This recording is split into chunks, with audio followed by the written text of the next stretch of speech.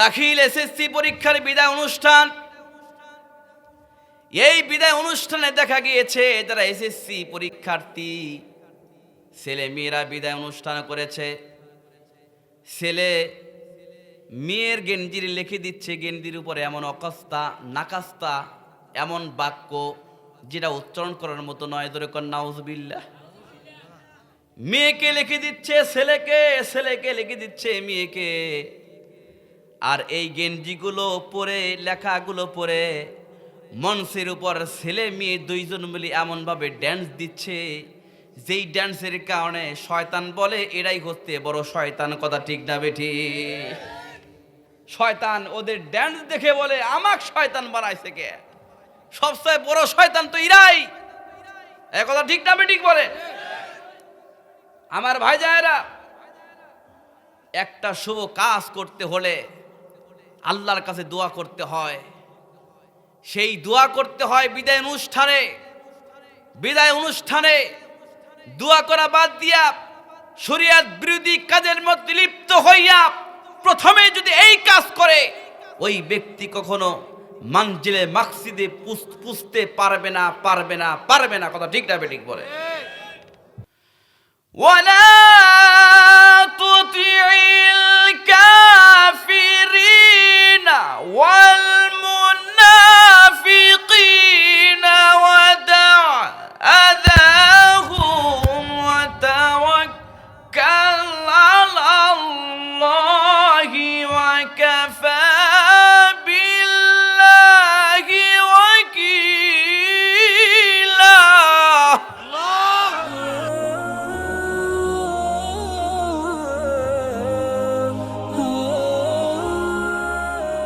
সবাই পড়ুন আউযু বিল্লাহি মিনাশ শাইতানির রাজীম।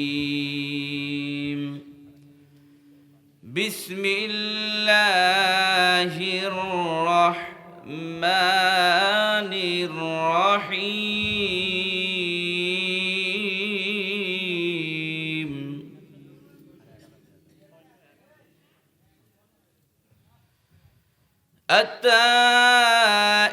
التائبون العابدون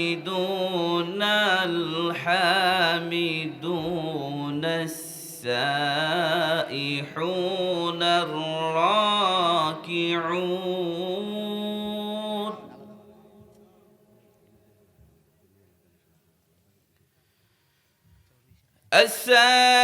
السائحون الراكعون الساجدون الآمرون بالمعروف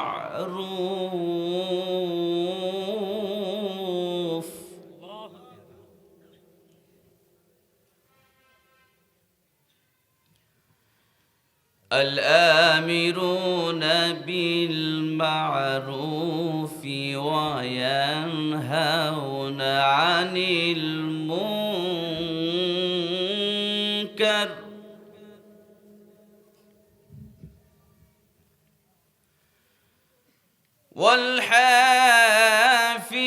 والحافظون لحدود الله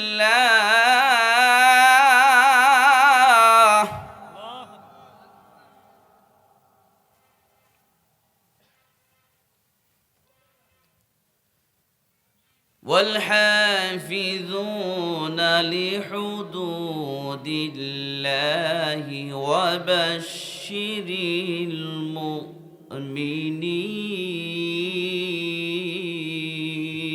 المؤمنين.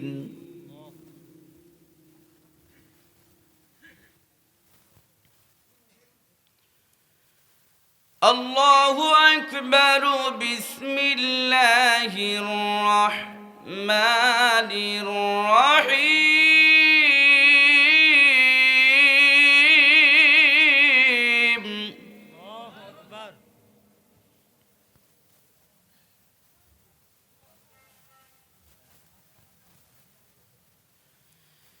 يا أيها النبي إنا أرسلناك شاهدا ومبشرا ونذيرا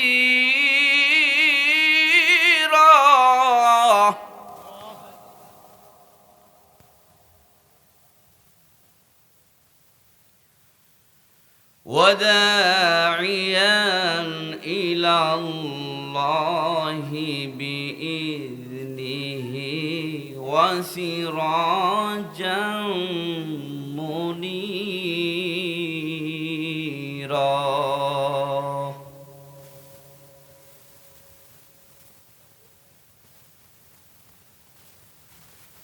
وبشر المؤمنين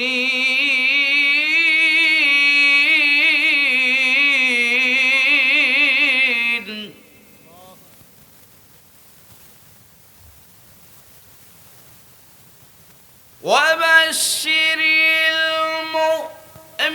المؤمنين بأن لهم من الله فضلا كبيرا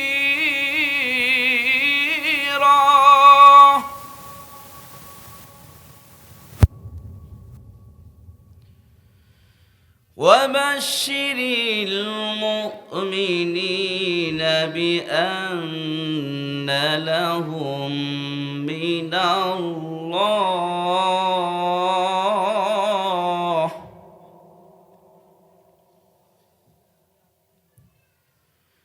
وبشر المؤمنين بأن لهم من الله فضلا كبيرا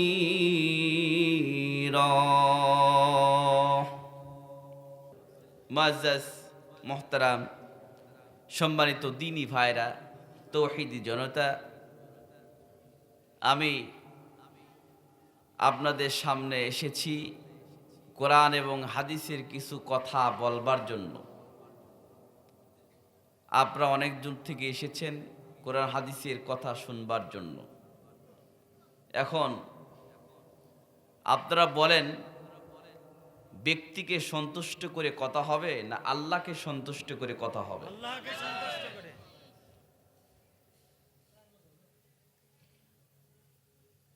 সন্তুষ্টি কার? আল্লাহ। আল্লাহর।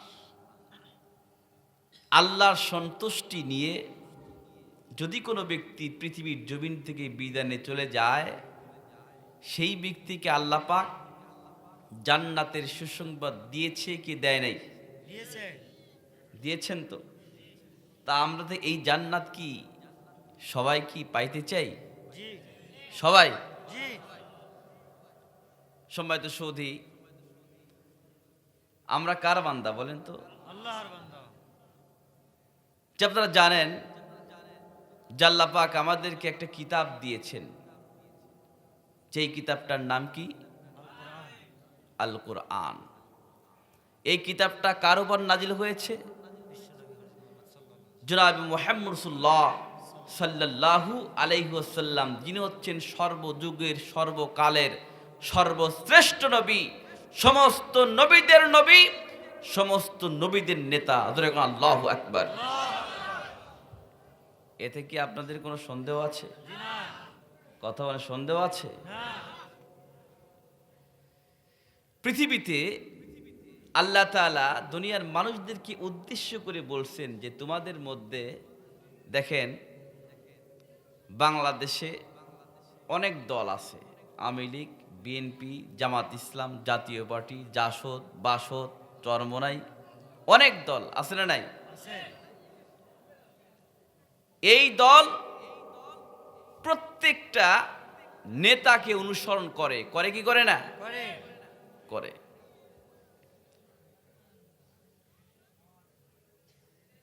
ওটাও একটা দল, এদের আওয়াজ হচ্ছে ঠিক কি না? কথা বল না কেন? ওটা একটা দল, ওটা কি আওয়াজ হচ্ছে? কোরআনের মুহাব্বত, কোরআনের আলোচনা, আল্লাহর নবীর মুহাব্বত, আল্লাহর ভয় যদি কলিজার মধ্যে থাকতো তাহলে ওই কুলাঙ্গারের বাচ্চারা গান বাজনা নিমিত্ত থাকতো না। কথা ঠিক না বেঠিক বলে? যার মধ্যে আল্লাহর ভয় আছে তার দ্বারা শরীয়তের বিরোধী কোনো কাজ হতে পারে না, পারে না, পারে না। ঠিক। আমার ভাই যারা লক্ষ্য করবেন,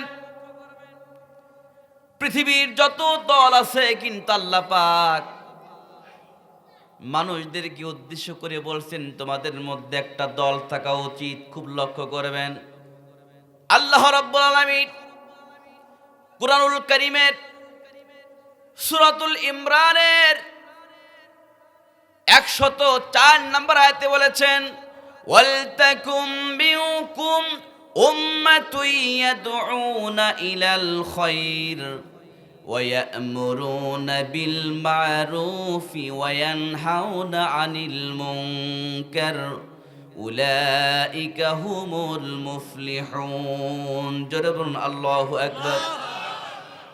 আল্লাহ তাআলা বলেন তোমাদের মধ্যে একটা দল থাকা উচিত, যেই দলটা ওয়ালতাকুম মিনকুম উম্মাতুন ইয়াদউনা ইলাল খায়র, যেই দলের কাজ হচ্ছে দুইটা। এক নম্বর হচ্ছে ওই দলটা শুধুমাত্র কেবলমাত্র আল্লাহর দিকে মানুষকে ডাকবে। কথা ঠিক না বেঠিক? ওয়ালতাকুম মিনকুম উম্মাতুন ইয়াদউনা ইলাল খায়র, তোমাদের মধ্যে একটা দল, একটা ইউনিট থাকা দরকার উচিত, যেই দলটা হচ্ছে সব সময় আল্লাহর পথে মানুষকে ডাকবে। ওয়ায়ানহাউনা আনিল মুনকার, এবং যেই জায়গায় অসৎ কাজ শরীয়ত বিরোধী দেখবে, আল্লাহর বিরুদ্ধে কথা হচ্ছে, রাসূলের বিরুদ্ধে কথা হচ্ছে, কুরআন বিরোধী কথা হচ্ছে, ওই জায়গায় শায়েস্তা করার দরকার মুসলমানদের। কথা ঠিক না বেঠিক বলে?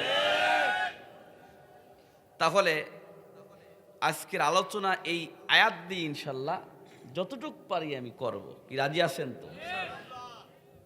সূরা ইমরানের 104 নম্বর আয়াত, ওয়ালতাকুম মিনকুম উম্মাতুন ইয়াদউনা ইলাল খায়র ইয়া'মুরুনা বিল মা'রুফি ওয়া ইয়ানহাউনা আনিল মুনকার। আল্লাহ পাক বলেছেন তোমাদের মধ্যে একটা দল থাকা দরকার, যেই দলটার কাজ হচ্ছে সব সময় আল্লাহর পথে ডাকবে। যেই জায়গায় শরীয়ত বিরোধী কাজ দেখবে ওই জায়গায় হাত দিয়ে হোক, মুখ দিয়ে হোক, লাঠি দিয়ে হোক শায়েস্তা করবে। কথা কার? কথা কার? এই মাগুরডাঙ্গা গ্রামের লোকরা জোরে কোন কার? মায়ের উপরে কোনো ওষুধ আছে? কথা কর। মায়ের উপরে কোনো ওষুধ নাই। কথা ঠিক না বেঠিক বলে?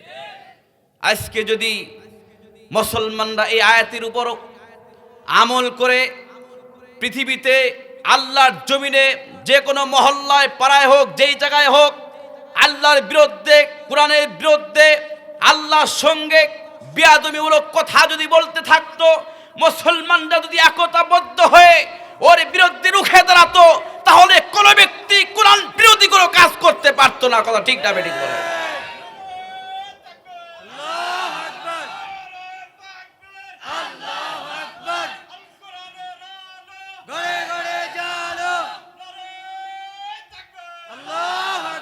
তার মানেটা কি? আমরা এক কান দিয়ে শুনতেছি আর এক কান দিয়ে, কথা ঠিক না বেঠিক? এক কান দিয়ে শুনি আর এক কান দিয়ে কি করি? বাহির করে দেই। হাই সর্বনাশ! যে এই জিনিসটা আমাদের মধ্যে যতদিন পর্যন্ত থাকবে ততদিন পর্যন্ত বাংলার জমিনে রাজ কায়েম হওয়া সম্ভব নয়। কথা ঠিক না বেঠিক বলে? আমার বাজারা, আল্লাহ পাক কোরআনুল কারীমের মধ্যে বলেছেন, কুনতুম খায়রা উম্মাতিন উখরিজাত লিন-নাসি তা'মুরুনা বিল মা'রুফি ওয়া তানহাউনা আনিল মুনকার তু'মিনুনা বিল্লাহ। জোরে বলুন আল্লাহু আকবার। আল্লাহ পাক বলেছেন, পৃথিবীতে যত জাতি আল্লাহ পাক সৃষ্টি করেছেন, সর্বশ্রেষ্ঠ জাতি হচ্ছে আখির নবীর উম্মতদেরকে শ্রেষ্ঠত্ব দেওয়া হয়েছে। এই উম্মতের কাজ হলো যেই জায়গায় সৎ কাজের আদেশ করবে এবং অসৎ কাজ দেখলে বাধা প্রদান করবে। এক নয় দুই নয়, যেখানেই আল্লাহ পাক সৎ কাজের আদেশ করেছেন, অসৎ কাজ দেখলেই বাধা প্রদান করতে বলেছেন, যেই জায়গায় একমাত্র শুধুমাত্র মুসলমানদের জন্য কার্যকর, কথা ঠিক না বেঠিক? অসংখ্য জায়গায়, যেই জায়গায় বলেছেন তা'মুরুনা বিল মারুফ, ওই জায়গায় বলেছেন ওয়ানহাউনা আনিল মুনকার, সৎ কাজের আদেশ করো, অসৎ কাজে নিষেধ করো। আমার ভাইজারা, আমরা বাংলাদেশে বসবাস করেছি, যেভাবে আমরা মানুষকে অনুসরণ করি, মানুষকে অনুসরণ করা বাদ দিয়ে যদি এইভাবে আল্লাহ এবং তার রাসূলকে যদি অনুসরণ করতাম, তাহলে ওই মানুষটা কিন্তু আল্লাহর ওলি হয়ে যাইত, কথা ঠিক না বেঠিক? দেখবেন বাংলাদেশের জমিনে আমি যে কোনো পার্টি করি না কেন, যে কোনো দল করি না কেন, ওই দলের নেতাকে আমরা অনুসরণ করি, কিন্তু দেখবেন বাপের নামে যদি কেউ গালি দেয় বিচার হয়, মায়ের নামে গালি দিলে বিচার হয়, দলের নামে কুরচ্ছা ঘটনা করলে বিচার হয়, কিন্তু আল্লাহ এবং তার রাসূলের বিরুদ্ধে কটূক্তি করলো কোনো বিচার নাই, কথা ঠিক না বেঠিক? কেন? তার মানে আমরা পাকা ভক্ত, you enter complete to Islam, উদখুলু ফি সিলমি কাফা, আমরা পরিপূর্ণভাবে ইসলামের মধ্যে প্রবেশ করতে পারি নাই, যার কারণে আমাদের ঈমানও হয়েছে দুর্বল, কথা ঠিক না বেঠিক? আমার ভাইজারা, তাহলে আল্লাহ পাক বলেছেন তোমাদের মধ্যে একটা দল থাকা দরকার, যেই দলটা আল্লাহর পথে ডাকবে। আমার কথা কি বুঝতেছেন? এই সম্পর্কে আলোচনা হবে, খুব লক্ষ্য করবেন। আল্লাহ নবী কোরআনের দাওয়াত দিয়েছিলেন যখন তার বয়স হয়েছিলেন 17 বছর ধরে মানুষকে ইসলামের পথে ডাকছে, একটা মানুষকে ইসলামের পথে আনতে পারে নাই। 17 বছর বয়সে আমার নবীজি চিন্তা করলেন এমন একটা দল গঠন করব, যেই দলটার মাধ্যমে মানুষকে ইসলামের পথে ডাকবো। 17 বছর বয়সে রাসূল যেই দলটা গঠন করেছিলেন, সেই দলটার নাম হচ্ছে হিলফুল ফুজুল। কি নাম, কি বলেন তো জোরকান? কি হিলফুল ফুজুল? এই তরুণ যুবকদেরকে নিয়ে একটা দল গঠন করলো। দল গঠন করে যাতে এই দলের কাজ কি, তা'মুরুনা বিল মারুফি ওয়া তানহাউনা আনিল মুনকার, এই দলের কাজ হলো সৎ কাজের আদেশ, অসৎ কাজের। সম্মানিত ভাইজায়েরা, রাসূল দল গঠন করলেন 17 বছর বয়সে তরুণ যুবকদেরকে নিয়ে। 17 বছর শুরু করে 17 বছর থেকে শুরু করে 40 বছর পর্যন্ত মানুষকে ইসলামের পথে ডাকছে। একটা মানুষকে ইসলামের সুতিতল ছায়ার নিচে আশ্রয় গ্রহণ করতে পারে নাই। 40 বছর বয়সে আল্লাহ রাসূলের উপরে যখন কোরআন নাজিল হলো, আল্লাহু আকবার বলেন। কোরআন যখন নাজিল হলো, আল্লাহ পাক যখন কোরআন নাজিল করলেন, কোরআন নাজিল করার পর রাসূল কোরআন তেলাওয়াত যখন শুরু করে দেয়, আস্তে আস্তে আস্তে আস্তে মানুষগুলো you enter complete to Islam, কালিমা তৈয়বা বলে মুসলমান হতে লাগলেন। জোরে কোন সুবহানাল্লাহ। আমার ভাইজানেরা, যখন কালিমা তৈয়বার মুসলমান হতে লাগে, আস্তে আস্তে রাসূলের দলে লোক বেশি হচ্ছে না কম হচ্ছে? বেশি হচ্ছে। বেশি। এটা কাফেরদের এক দল সহ্য করতে পারে নাই। ব্যাপার কি? মুহাম্মদ কি তিলাওয়াত করে, যেই তিলাওয়াতের কথা শুনে দলে দলে লোকজন যায়, এই তিলাওয়াতকে বন্ধ করতে হবে। নাউযুবিল্লাহ বলেন। নাউযুবিল্লাহ। একটা প্ল্যান করলো কাফের বেঈমানরা, বিশেষ করে আবু জাহেল, উতবা সাহেব, আবু সুফিয়ান সহ যত কাফিরদের লিডার আছে, সমস্ত লিডাররা দারুন নদর বৈঠকে একটা আইন পাশ করলো। সে আইনটা কি? আল্লাহ নবীর সাথে যে ব্যক্তি ঘোরাফেরা করে, রাসূলের সঙ্গে যারা উঠা বসা করে, তারা হলো গরিব মানুষ। আল্লাহ নবীর কাছে যে ব্যক্তি যাবে, রাসূলের তেলাওয়াত যে ব্যক্তি শুনবে, আপনি আইন পাশ করে দেন দারুন্নডার বৈঠকে, যে ব্যক্তি রাসূলের সাথে মহব্বত স্থাপন করবে তার শাস্তি একমাত্র মৃত্যুদণ্ড। এই মৃত্যুদণ্ড শাস্তি যদি আপনি দিতে পারেন তাহলে কোনো ব্যক্তি রাসূলের কাছে যাবে না। ধরে কন্যা নাউযুবিল্লাহ। এই আইনটা পাশ করলো আবু জাহেলের পুত্র আকরামা। নাম কি? আকরামা। ভাই, করোনা ভাইরাস তো এখন নাই, আছে? এই করোনা ভাইরাস আসার কারণে মুসাফা উঠে গেছে। কথা কন না কেন? মুসাফা নাই, কুলাকুলিও তো নাই, আছে? কুলাকুলি নাই, অথচ মুসাফা করলে ইয়াগফিরুল্লাহু লানা ওয়া লাকুম, আল্লাহ পাক আমার এবং তোমার সমস্ত গুনাহ মাফ করে দেয়। রাসূলের হাদিস কি মিথ্যা হবে? মোহাব্বত আসবে কোত্থেকে? আজকে মুসলমানকে গরু যেরকম বাড়ি বাড়ি মারে ওই রকম পিটাইয়া মুসলমানকে মারছে। কথা ঠিক না বেঠিক? মোহাব্বত নাই।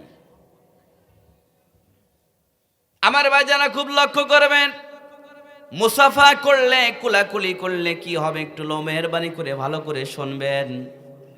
দারুন্নদর বৈঠকে যখন আকরামা আইন পাশ করে দিল, মুহাম্মাদের সাথে যে ব্যক্তি ভালোবাসবে, মুহাম্মাদকে যে ব্যক্তি ভালোবাসবে, তার দলে যে ব্যক্তি যোগদান করবে তার একমাত্র শাস্তি মৃত্যুদণ্ড। এই আইনটা যখন পাশ করলো তখন আল্লাহ পাক বলে দিলেন এই আইনের মধ্যে আকরামাকেই আমি আল্লাহ আগে ফেলাবো। জোরে কোন সুবহানাল্লাহ। সর্বপ্রথম এই আইনের মধ্যে আকরামাকে আগে ফেলাবো। আকরামা আইন পেশ করে যার মতো সে চলে গেছে। চলে যাওয়ার পর আকরামা বাহির দিয়ে ঘুরতেছে, জীবনে কোনোদিন আল্লাহর নবীকে দেখেন নাই। হঠাৎ করে আকরামা বলছে, দেখছি রাসূল সাল্লাল্লাহু আলাইহি ওয়াসাল্লাম রাস্তা দিয়ে আসছে। আকরামা বলছে আমার জীবনে কোনোদিন এত সুন্দর সুপুরুষ আমার নজরে পড়ে নাই। জোরে কোন আল্লাহু আকবার। আরো জোরে বলুন আল্লাহু আকবার। আমার ভাইজারা, আকরামা বলে আমি বিশ্বনবীর চেহারা দেখে আমার মনে মনে চিন্তা হলো এই ব্যক্তি তো জীবনে কোনোদিন মিথ্যা নবী হতে পারে না। এই কথা বলে আকরামা দ্রুত গতিতে চলে যায় রাসূলের নিকটে। রাসূলের নিকটে গিয়া সরাসরি আল্লাহর নবীর সঙ্গে মুসাফা করা শুরু করে দিয়েছে। মুসাফা করিয়া আকরামা বিশ্বনবীর সঙ্গে কুলাকুলি শুরু করে দিয়েছেন। যখন কুলাকুলি মুআনাকা যখন করলেন, খুব লক্ষ্য করবেন কিছু ইহুদিরা নজর করেছে যে আকরামা দারুন্নদর বৈঠক আইন পাশ করছে এবং সেই আইন ভঙ্গ করছে, তাহলে শাস্তি হওয়ার দরকার আছে না নাই? বলেন, কথা আছে না নাই? অবশ্যই আছে। তখন সমস্ত লোকজন ইহুদিরা একতাবদ্ধ হয়ে সবাই আবু জাহেল সহ যত নেতারা আছে সমস্ত নেতাদেরকে বলছে যে আপনার ছেলে আইন পাশ করলো, আপনার ছেলেই আইন ভঙ্গ করেছে, এর শাস্তিতে মৃত্যুদণ্ড এটা কার্যকর করতে হবে। কারণ নেতার ছেলে যদি ভুল করে তাকেও কিন্তু শাস্তি দিতে হবে। কথা ঠিক না বেঠিক?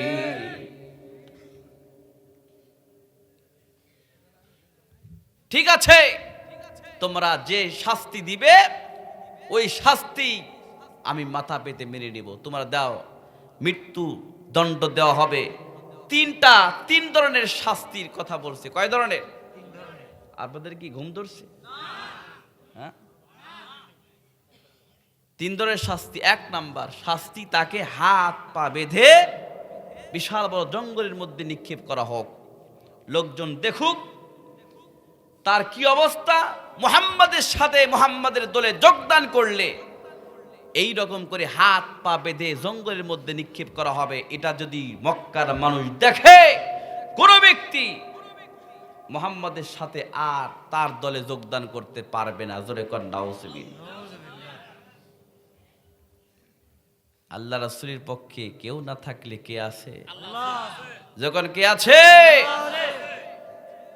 আল্লাহ তাআলা কোরআনে কারীমের মধ্যে বলছেন, বিসমিল্লাহির রহমানির রহিম।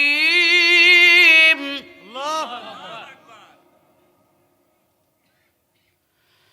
ওয়ালা তুতিইল কাফিরিনা ওয়াল মুনাফিকিনা ওয়াদা আযাহুম ওয়া তাওয়াক্কাল আলাল্লাহি ওয়া কাফা বিল্লাহি ওয়াকিলা। আর জোরে বলুন আল্লাহু আকবার। আপনি কাফিরদের মুনাফিকদের ইত্তেবা করবেন না, তাওয়াক্কাল তো আল্লাহ, আল্লাহর উপর ভরসা করেন। আপনাকে সাহায্য করার জন্য একমাত্র আল্লাহই যথেষ্ট। জোরে বলুন আল্লাহু আকবার। আমি তিলাওয়াত করব, এই গ্রামের একটা মানুষকে ঘুমাইতে দেব না। কি ভাই, ঠিক আমরা কি রাজি আছেন? তিলাওয়াতটা শুনে বলতে হবে আল্লাহু আকবার আল্লাহু আকবার। আল্লাহর কথার উপরে কোনো কথা হতে পারে না। ঠিক না বেটি? ঠিক। আমার বাজারা যখনই ইহুদিরা প্ল্যান করলো আকরামাকে শাস্তি দিতে হবে,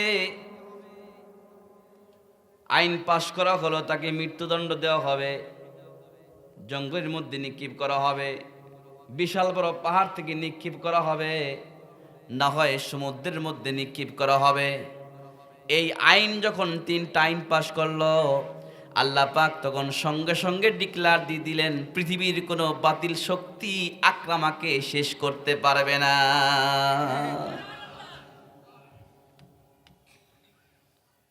আল্লাহ পারেন কিনা? আরে যখন পারেন কিনা? আরে আমার বাজারা কিতাব প্রমাণ করছে,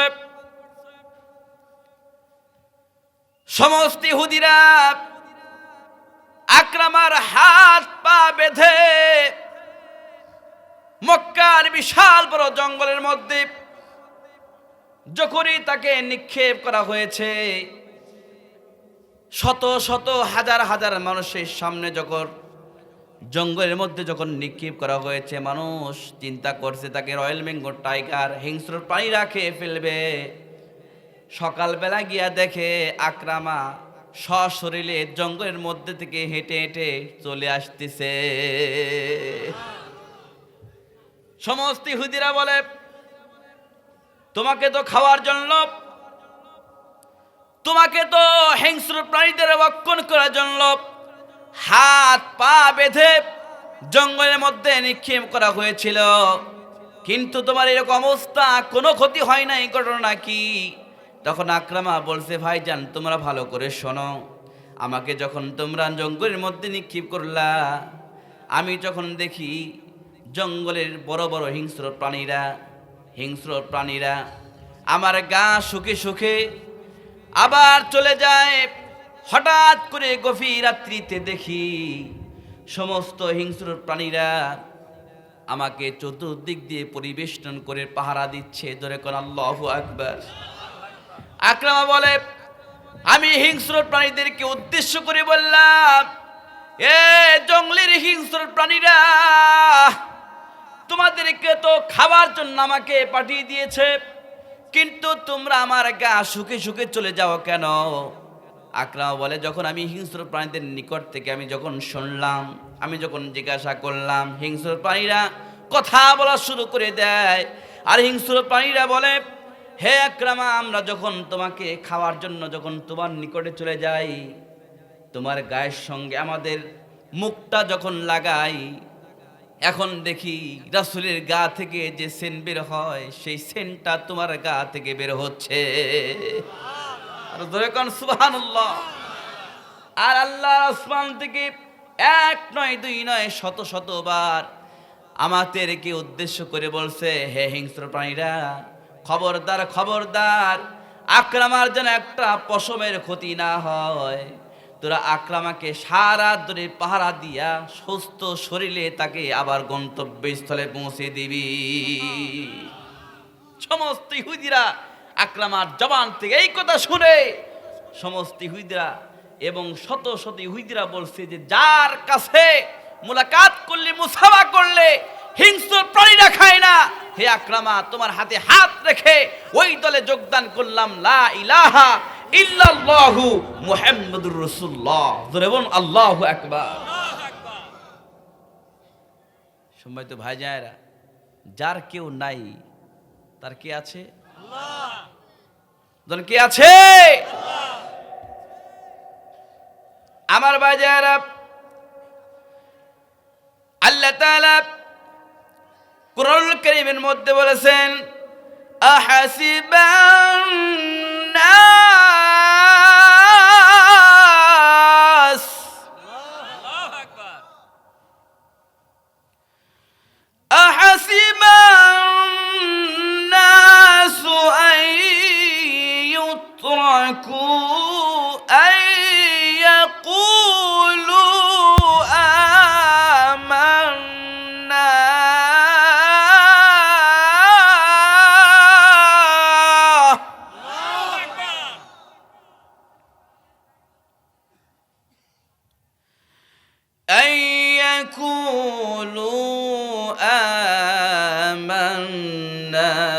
وهم لا يفتنون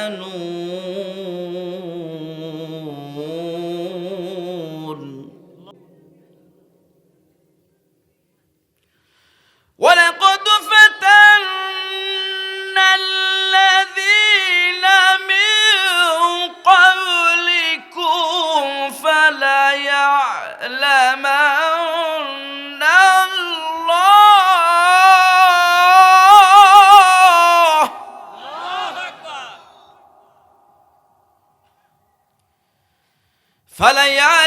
فليعلمن الله الذين صدقوا وليعلمن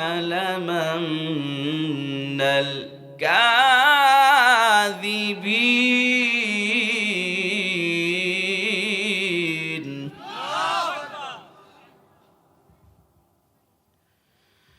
فليعلمن الله الذين صدقوا وليعلمن الكاذبين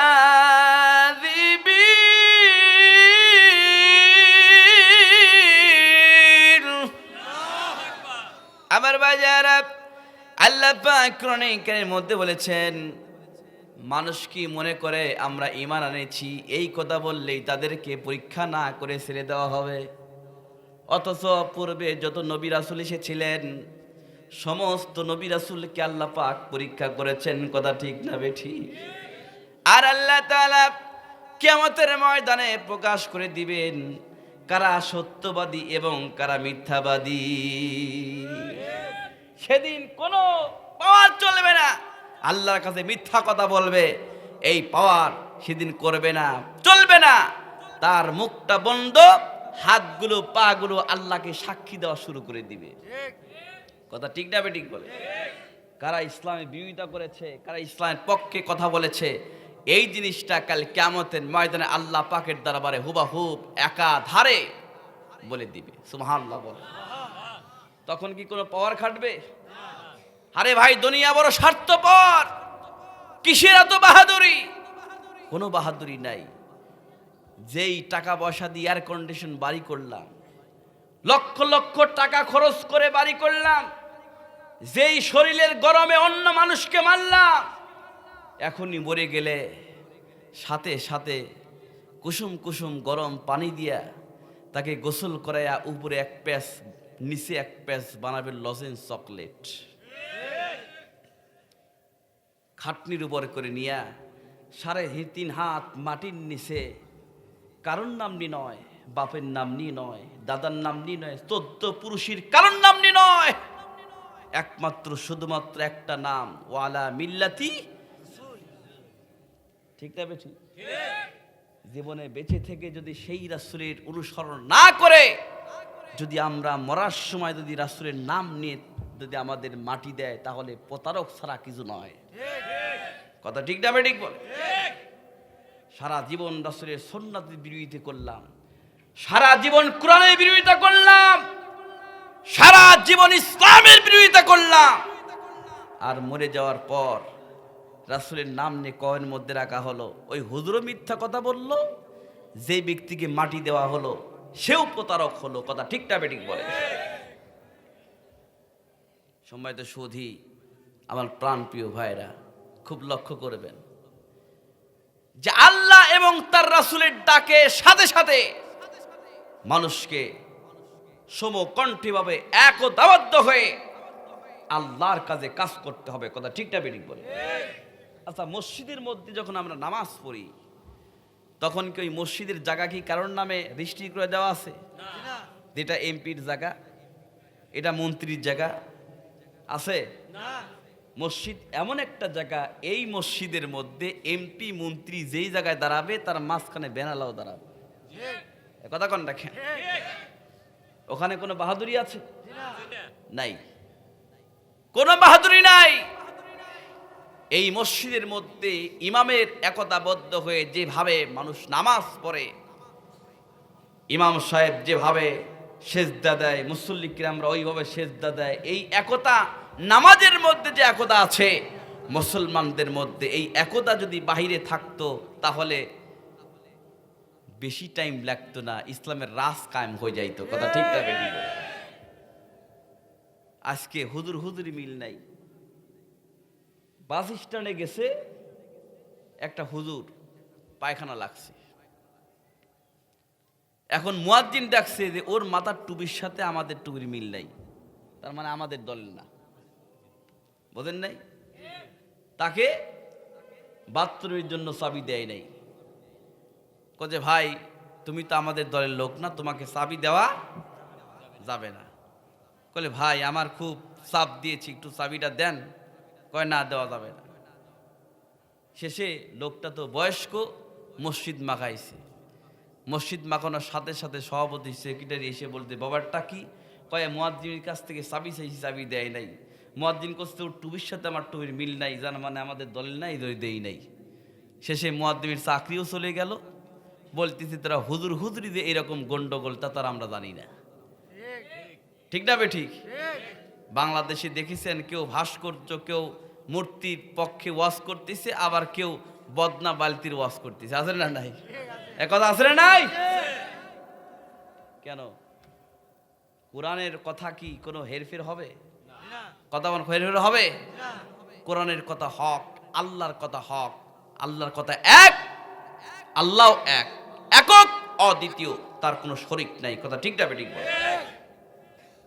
এই জিনিসটা সিস্টেম পদ্ধতি যদি আমাদের মধ্যে যতদিন পর্যন্ত না আসবে ততদিন পর্যন্ত সংসারে শান্তি হবে না, পারিবারিক শান্তি নাই, সামাজিক শান্তি নাই, মহল্লা ভিত্তিক কোনো শান্তি নাই। আগে আমরা দেখেছি ছোটকালে ইলেকশনের দ্বারা তো নেতারা এসে দোয়া চাইতো, হুজুর দোয়া করবেন, দোয়ারা আয়োজন করতো, দোয়ারা মাহফিল করতো। এখন গান গায়া গায়া ভোট চাচ্ছে। ও দাদি রে, ও নানি রে, হ্যাঁ? আর সে কি বাজনা নাকি? আজান হচ্ছে তারপরেও বাজনা হচ্ছে। আছে না নাই? কথা মানে আছে না নাই? গান গাওয়া হারাম। আল্লাহ নবী বলেছেন, যদি কোনো আল্লাহ রাসূল যদি কোনো রাস্তা দিয়ে হেঁটে যাইতেন, হঠাৎ করে যদি গানের শব্দ শুনতেন, রাসূল তখন 2 আঙ্গুল এই কানের মধ্যে দিয়া ওই জায়গাটা পার হয়ে চলে যাইতো। হযরত ওমর, আবু বকর সবাইকে বলতো, আবু বকর, ওমর, এই আওয়াজ কি শোনা যায়? কয় না হুজুর, শোনা যাচ্ছে না। তখন আঙ্গুলটা টান দিতেন। রাসূল তাহলে এই অবস্থা করতো, আর সেই রাসূলের উম্মত হইয়া প্রত্যেকটা বাড়িতে টেলিভিশন। কথা ঠিক না বেঠিক বলে? তার স্টলে গান। জনগণের খেদমত নেওয়ার জন্য তুমি প্রতিনিধি হচ্ছ, সেই প্রতিনিধি গান গেয়ে গেয়ে ভোট চাচ্ছে। গান গাওয়ার ভোট চাওয়া সেই জনগণ, সেই প্রতিনিধি, সেই নেতা জনগণের যে কি খেদমত করবে সেটা জানা হয়। জনগণের 12টা বাজাবে, বউকে মারে, বউকে কি মারতেছে, কয় তুমি আমাকে তো মারো কে, তুমি তো ভালোবাসা যখন তোমার সাথে করেছি, তুমি তো খুব ভালোবাসছো আমাকে, তুমি এখন এত মারো কে, আমাকে ভালো লাগে না। স্বামী করছে, শোন, ইলেকশনে যখন দাঁড়ায় দেখবি ভোট নেওয়ার আগে সেই লাফালাফি করে, হ্যাঁ, ভোটে পাশ হওয়ার পর কিন্তু চেয়ারম্যান, মেম্বার, এমপি কোনো খোঁজ খবর নেয় না। লে কি, তোর বিয়ে হয়ে গেছে, এখন আর তোর টাইম নাই, কিলে তো কি বুঝিস না, তোকে রাখবো কি না। আমার ভাই যারা লক্ষ্য করবেন,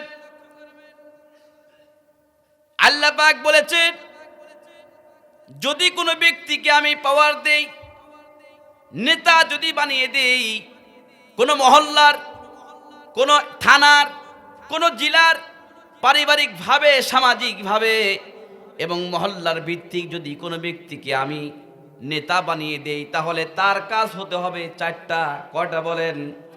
যখন কয়টা? চারটা।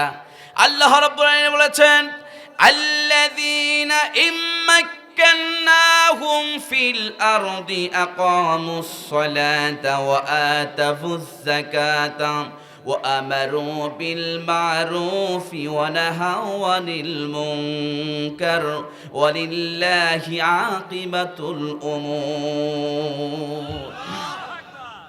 প্রথম নাম্বার কাজ হলো আকামুস সালাত, নামাজ কায়েম করতে হবে। কি নামাজ? নামাজ প্রতিষ্ঠা করতে হবে, নামাজের কথা বলতে হবে। আমার ভাই যারা, পৃথিবীর মধ্যে যত ইবাদত বন্দিকে আছে দেখবেন সর্বশ্রেষ্ঠ ইবাদতের নাম কি বলেন? নামাজ। এই নামাজ আমরা মোবাইলের মধ্যে যদি আমরা কথা শুনি, আমরা অনেক সময় রিংটোন বাজে, নামাজকে বলো না কাজ আছে, কাজকে বলো আমার নামাজ আছে। ঠিক না বেটি? নামাজ বিহীন পরপারে কি জবাব দিবে তুমি প্রভুর কাছে?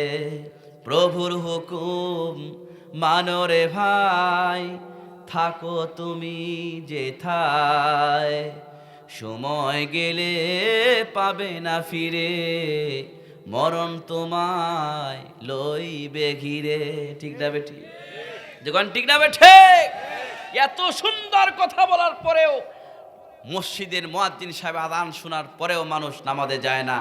ওর মতো হতভাগ্য সন্তান পৃথিবীর জমিনে নাই। কথা ঠিক না বেটি? করে আমার ভাই যারা শোনেন, যেই নেতার কথা বলছিলাম, গান মনে আছে নাকি? গান গেয়ে যেই ব্যক্তি ড্যান্স দিয়া, হারমোনিয়াম বাজাইয়া, টিডিস বাজাইয়া যদি যে ব্যক্তি ভোট নিয়ে যদি নেতা হয়ে যায়, ওই ব্যক্তি দ্বারা কি খিদমত হবে? খুব লক্ষ্য করবেন। নেতা ছিলেন ওমর বিন খাত্তাব রাদিয়াল্লাহু তাআলা। তিনি যখন প্রেসিডেন্ট ছিলেন, প্রেসিডেন্ট থাকার অবস্থায় তার মহল্লায় ঘোরাফেরা করতেছে, কে কি করতেছে দেখার জন্য সে ছদ্মবেশে একটু ঘোরাফেরা করতেছে। হঠাৎ করে দেখে একজন যুবতী নারী ঘরের মধ্যে দিয়ে একটা বিরহের গান গাচ্ছে। এই বিরহের গান যখন গায়, খলিফাতুল মুসলিমিন ওমরের কানে যখন চলে যায়, ওমর চিন্তা করে, আমার মহল্লায়, আমার এলাকায় যুবতী নারী গান গাবে, এটা কখনো হতে পারে না। ওমর কিন্তু গরম সাহাবী। ঠিক না বেঠি? ওমর রাগ করে সঙ্গে সঙ্গে বাড়ির মধ্যে ঢোকার চেষ্টা করছে। দেখে সামনের দরজা লাগানো, ভিতর থেকে আটকানো।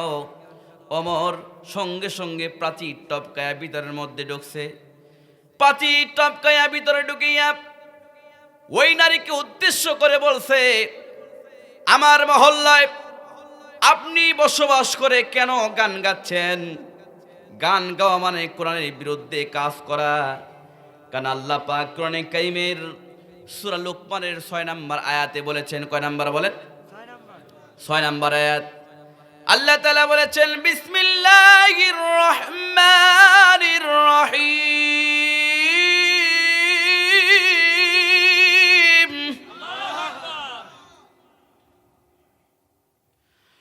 ওয়া মিনান নাসি মান ইয়াশতারি লাহওয়াল হাদিসি লিয়ুদিল্লা সাবিল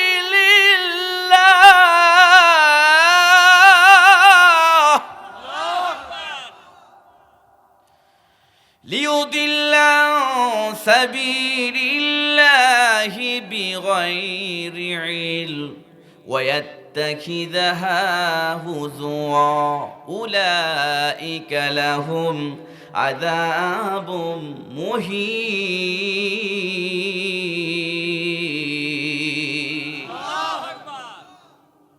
খলিফাতুল মুসলিমিন ওমর বলে, যারা অশ্লীল বাক্য দিয়া, যারা গান গেয়ে মানুষকে ইসলামের পথ থেকে দূরে রাখে, তাদেরকে দোজখের আগুনের মধ্যে নিক্ষেপ করা হবে। খলিফাতুল মুসলিমিন ওমর এই আয়াতটা তিলাওয়াত করে নারীকে বলে, তুমি গান গাইছো, গান গাওয়ার কারণে তোমাকে অবশ্যই শাস্তি পেতে হবে। ওই নারী সঙ্গে সঙ্গে বলছে যে আমি গান গেয়ে কোরআনে একটা আয়াতকে আমি লঙ্ঘন করেছি, কিন্তু আপনি আমার বাড়ির মধ্যে ঢুকিয়া এক নয় দুই নয় কোরআনের আয়াতটা আপনি তিনটা লঙ্ঘন করেছেন। কয়টা? যখন কয়টা? আপনি তিনটা ভুল করেছেন। ওই নারীর জবান থেকে এই কথা শুনিয়া খলিফাতুল মুসলিমিন ওই নারীকে বলে, আমি কি ভুল করেছি? নারী বলছে, আপনি যে তিনটা ভুল করেছেন, এই তিনটা ভুলের কারণে খলিফাতুল মুসলিমিন ওমরের কাছে আপনার বিরুদ্ধে আমি নালিশ করব। কিন্তু সেই যে ওমর, ওই নারী কিন্তু জানে না ছদ্মবেশে কথা ঠিক না বেশি। খলিফাতুল মুসলিমিন ওমর বলে, জামার মধ্যে যে তিনটা ভুল আছে, এই তিনটা ভুল কি? সঙ্গে সঙ্গে বলছে, এই তিনটা ভুল আমি কোরআন দিয়ে বলে দিব। ওই নারীটা হচ্ছে গোটা কোরআন শরীফের হাফেজা ছিলে। সামনে দাঁড়িয়ে আছে খলিফাতুল মুসলিমিন, তুমি একটা ভুল করেছো, আমার মধ্যে যে তিনটা ভুল, এই ভুলটা কি তাড়াতাড়ি করে বলো। সঙ্গে সঙ্গে ওই নারী কোরআনের কারিমে আয়াত তিলাওয়াত করে বলে দিলেন, প্রথম নাম্বার ভুল, আল্লাহ তাআলা সূরা বাকারার 189 নম্বর আয়াত। কত নাম্বার? আমি কিন্তু আয়াত নাম্বার সহ বলতেছি। ওই নারী বলতেছে, প্রথম নাম্বার ভুল হলো সূরাতুল বাকারার 189 নম্বর আয়াতে আল্লাহ তাআলা বলেছেন, ওয়ালাইসাল বিররু বিআন তাতুল বুয়ুতা মিন আবওয়াবিহা। আল্লাহু আকবার।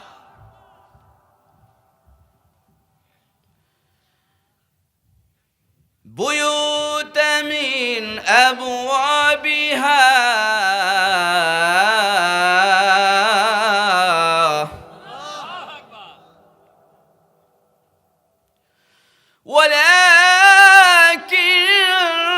ولكن البر من اتقى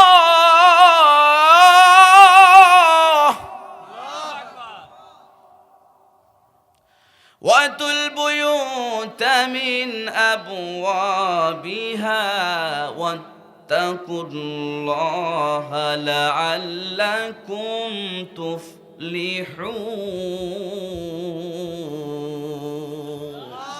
আর জোরে বলুন আল্লাহু আকবার। আমার বাজার ওই নারী বলছে, দুনিয়ার কোন পুরুষ যদি অন্য কোন বাড়িতে ঢোকে, তাহলে তাকে মিন জুহুরিহা, সামনের দরজা দিয়ে ঢুকতে হবে।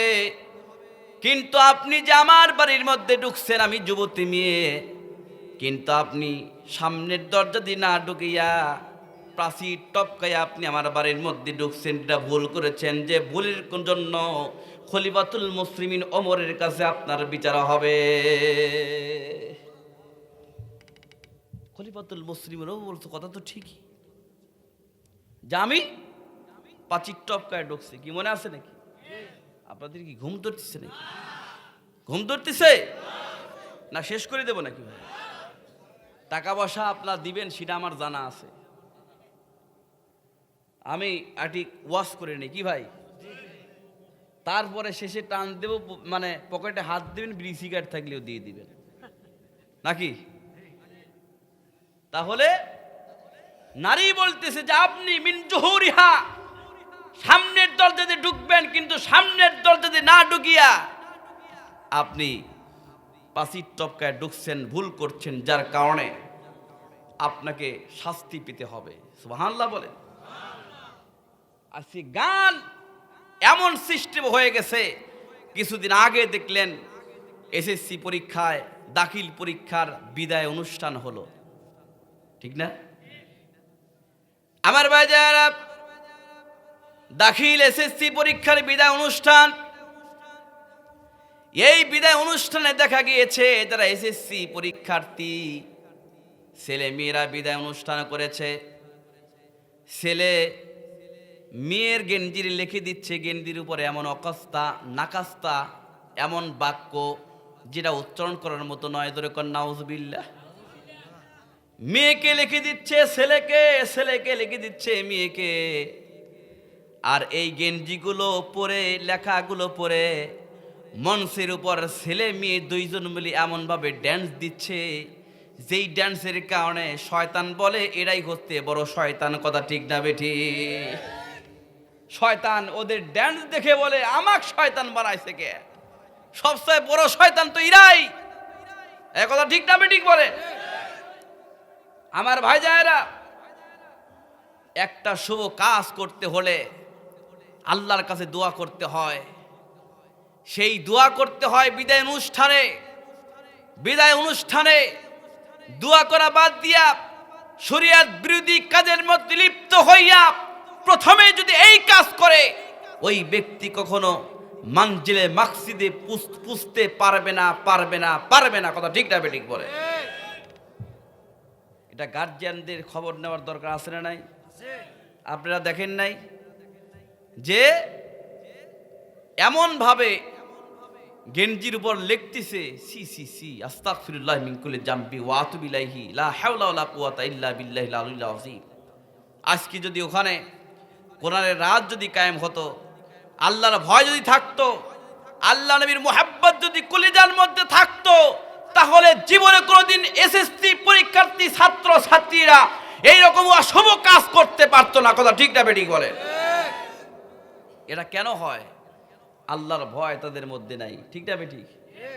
গান, আজকে ওয়াজের মঞ্চ গানে পরিণত হয়ে গেছে। অনেক বক্তারা ওয়াজে উঠে গান গায়, আছে না নাই? এই কথা কোন আছে না নাই? আরে ভাই আমাকি, আমি যখন ওয়াজের মঞ্চে উঠি তখন আমাকে বলে হুজুর দুই একটা গানের টান মারেন। কি কয়? দুই একটা গানের টান মারেন।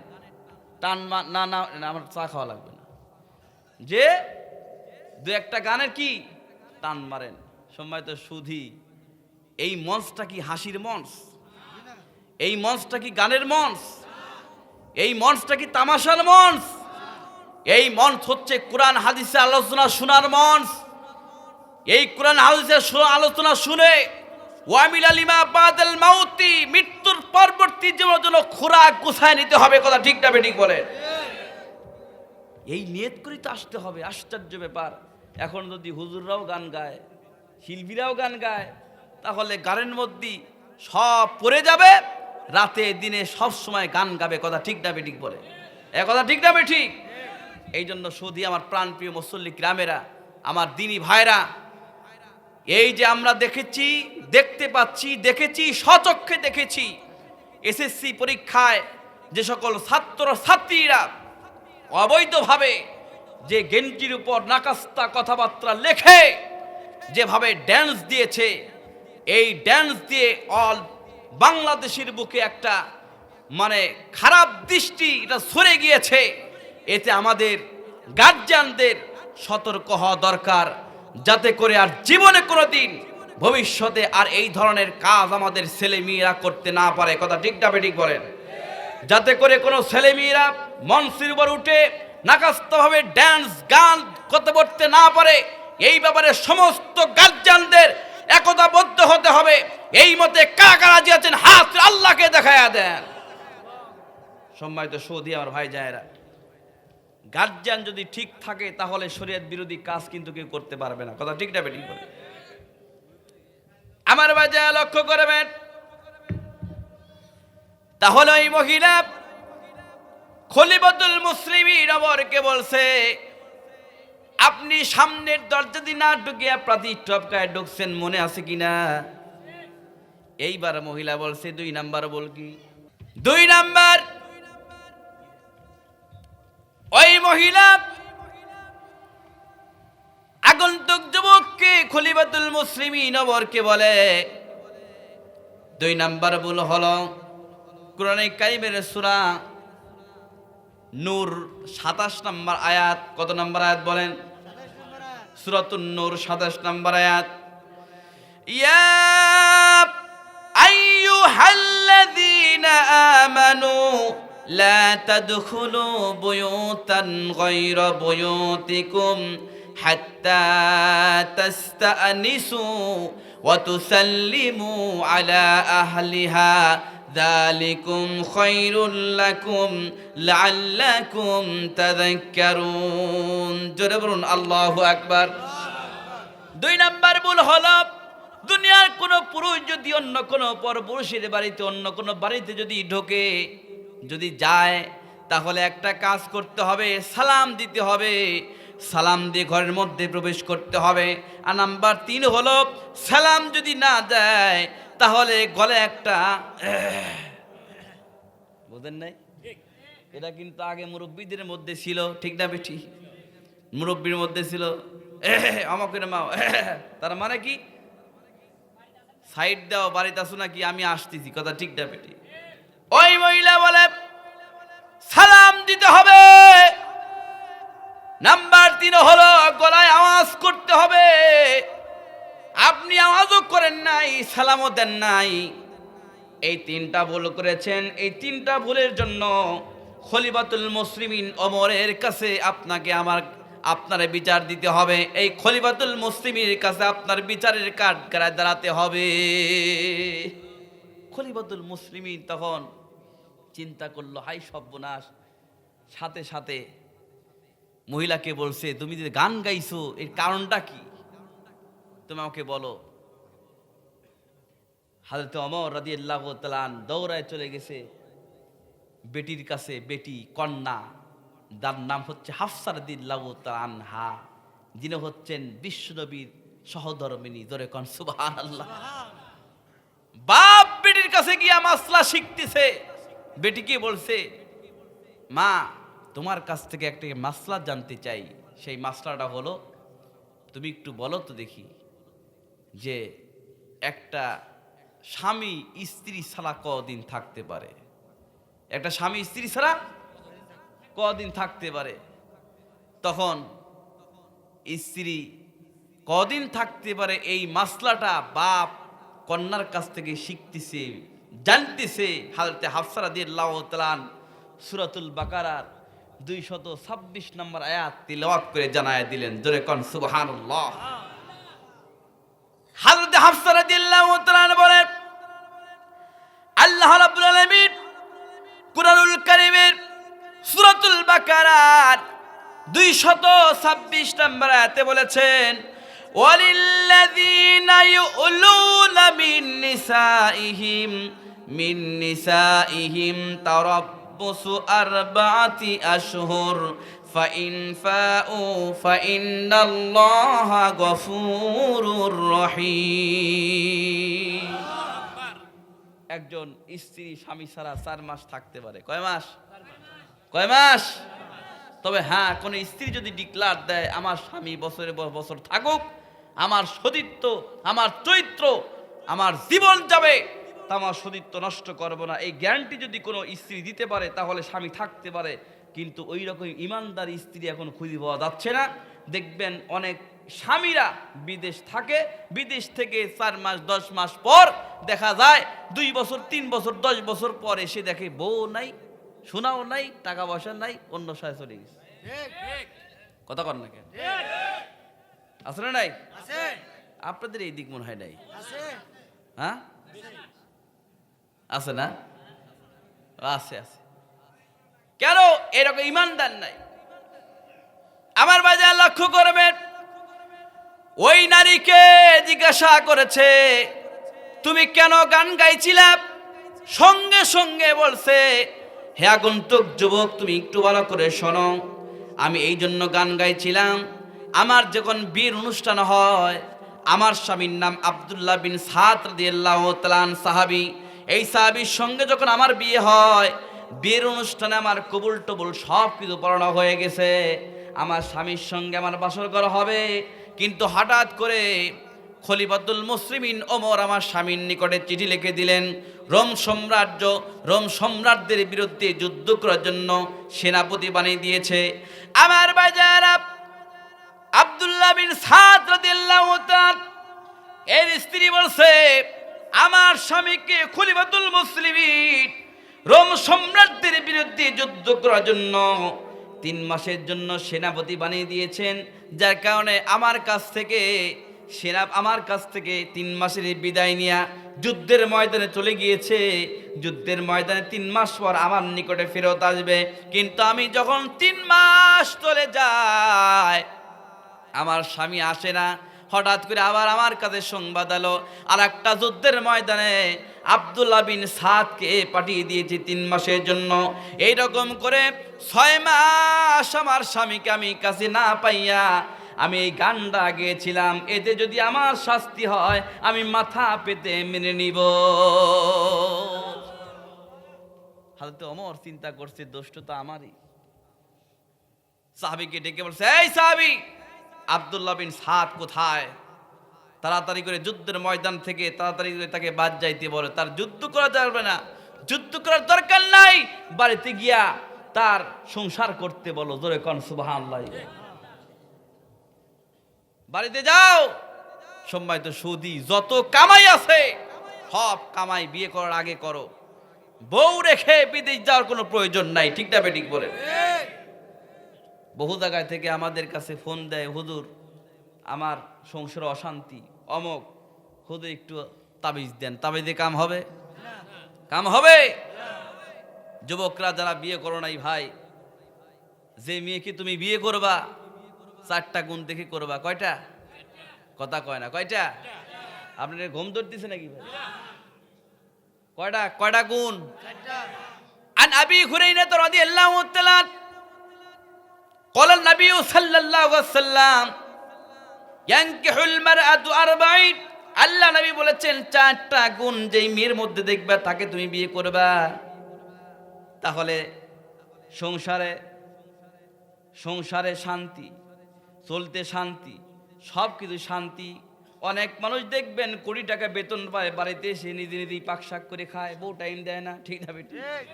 অনেক স্বামী আছে রিক্সা চালায়, ভ্যান চালায়, সিএনজি চালায়, বাড়িতে যখন এসে স্ত্রীর কাছে বসে সুন্দর করে পাখা দিয়ে বাতাস দেয়। শান্তি কার বেশি ভাই? শান্তি কার বেশি? 4টা গুণ থেকে বিয়ে করবা। আমার নাই বলেছেন, 1 নম্বর হচ্ছে লিমালিহা, তার অর্থ সম্পদ। নাম্বার 2 হচ্ছে ওয়ালি হাসাবিহা, তার বংশমর্যাদা, বংশ দেখা লাগবে।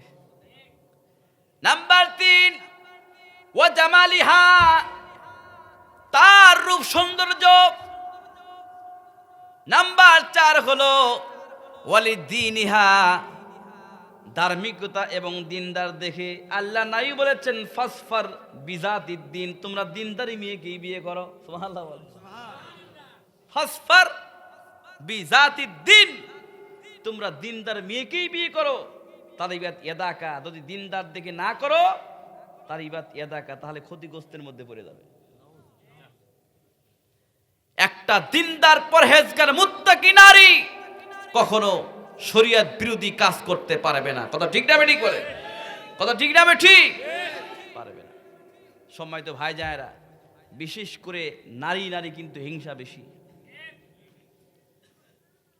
হুজুরি মিল নাই, পুরুষই মিল নাই, রিক্সাওয়ালা মিল নাই, মেয়ে মানুষও মিল নাই।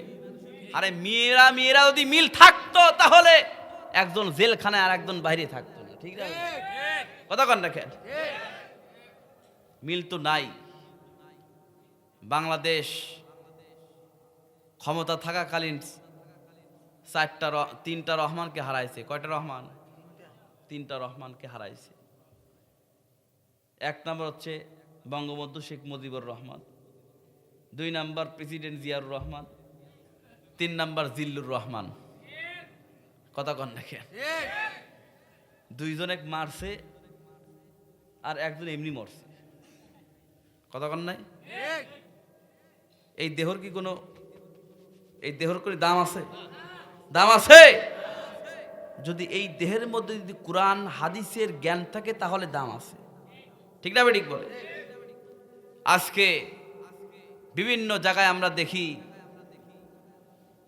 শরীয়ত বিরোধী কাজ হয়, সেখানে অনুমতি লাগে না, কিন্তু মাহফিলে অনুমতি লাগে।